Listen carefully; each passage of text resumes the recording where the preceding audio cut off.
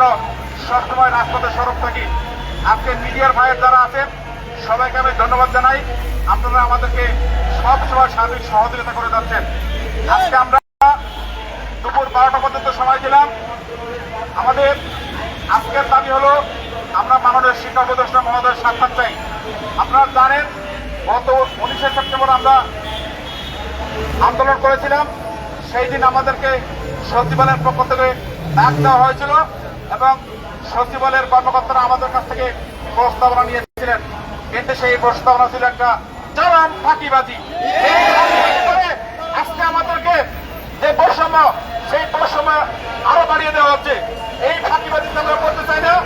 আজকে আমাদের সাক্ষাৎ কোনো সচিবের সাথে নয়, কোনো আমরা সাথে নয়। আজকে সাক্ষাৎ হবে সরাসরি মাননীয় শিক্ষা উপদেষ্টা মহোদয়ের সাথে। যদি আমরা দুপুর 12টা পর্যন্ত সময় দিলাম, দুপুর 12টার মধ্যে যদি সচিবালয় থেকে ডাক না আসে, তাহলে আমাদের এই শিক্ষক সমাজ, উপস্থিত শিক্ষক সবাই আজকে সচিবালয় অভিমুখে লং মার্চ করবে। অত্যন্ত শান্তিপূর্ণ হবে।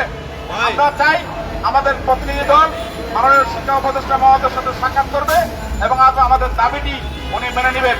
যেহেতু এখানে আর্থিক কোনো সংশ্লিষ্টতা নাই, তাহলে এই দাবিটি মেনে নিতে সমস্যা কোথায়? আমি সবাইকে ধন্যবাদ জানাই। আপনারা লং মার্চের প্রস্তুতি নেন। ইনশাল্লাহ কঠোর লং মার্চ হবে, আন্দোলন কঠোর থেকে আরো কঠোর হবে। সবাইকে ধন্যবাদ জানিয়ে আপাতত আমি আমার বক্তব্য শেষ করছি। এখন বক্তব্য রাখবেন আমাদের বন্দী প্রত্যাশী শিক্ষক ফোরামের অন্যতম নেতা যারা মোহাম্মদ মশির রহমান। আসসালামু আলাইকুম।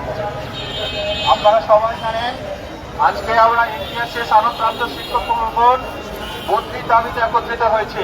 আমি আপনাদের একটু পিছন থেকে বলতে চাই, আমরা এর আগে অনেকবার এখানে এসেছি, আন্দোলন করেছি, আমাদেরকে বেশ কয়েকবার প্রতিশ্রুতি দেওয়া হয়েছিল আমাদের দাবি পূরণ করা হবে।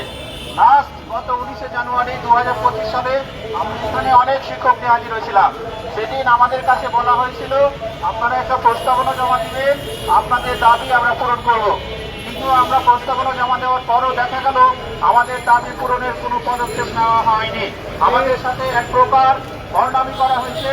আমরা এই দাবি আবার পূরণ করার জন্য এখানে এসেছি। আমাদের একটাই মাত্র চাওয়া, শুধুমাত্র এনটিআরসি সুপারিশপ্রাপ্ত শিক্ষকদের জন্য যে নীতিমালা হয়েছে এখানে সনদপ্রাপ্ত সবাইকে অন্তর্ভুক্ত করা হোক। এখানে বলতে সরকারের একটি পয়সা কোনো খরচ হবে না। বিনা পয়সার এই বদলি দিতে এত সমস্যা কোথায় আমার মাথায় ধরে না। এখানে আমরা যারা উপস্থিত হয়েছি সবাই 300, 400, 500 কিলোমিটার দূর থেকে চাকরি করি। আমার বাড়ি চাঁপাইনবাবগঞ্জ, আমি চাকরি করি চাঁদপুর জেলায় আজ প্রায় 10 বছর। এখানে অল্প বেতনে, আপনারা সবাই জানেন আমাদের শিক্ষকদের বেতন খুবই অল্প, 12,500 টাকা বেতন দিয়ে চাকরি শুরু হয়। এই বেতনে আমাদের পরিবার চালানো, ওখানে বাড়ি ভাড়া দিয়ে থাকা, এই অবস্থায় আমাদের কোনো কিছু সম্ভব হয় না। আমরা নিজেদের ছেলে মেয়েকে কোনোভাবে লেখাপড়া করাতে পারি না। আমরা এবার টেনশনের মধ্যে কিভাবে শ্রেণীকক্ষে পাঠদান করবো। একজন শিক্ষকের খাওয়া পড়ার নিশ্চয়তা নেই, 12,500 টাকা বেতন নিয়ে তার 1 মাস চলে কিভাবে সেই নিশ্চয়তা নেই। সেই শিক্ষক পাঠদান করে কিভাবে, তার তো মাথার মধ্যে টেনশন থাকে সবসময়, আমার ঘরে চাল কবে শেষ হয়, কবে কিনবো, টাকা থাকে কিনা, ঋণ করতে হবে কিনা, তার দোকানে বাকি, এখানে বাকি। তাই সেই শিক্ষকের পক্ষে সুশৃঙ্খল ভাবে পাঠদান করা মনে করি সম্ভব নয়।